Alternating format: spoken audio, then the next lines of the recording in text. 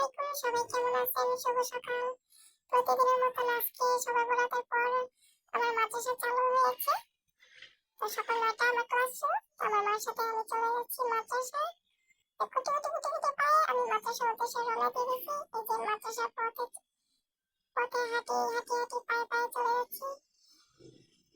একটু স্থিরভাবে দাঁড়ালাম, মা ডাকতেছে যে দাঁড়িয়ে রয়েছে কেন, তাড়াতাড়ি আসো, মাদ্রাসা দেরি হয়ে যাচ্ছে। তো আবার শুরু করলাম হাঁটা।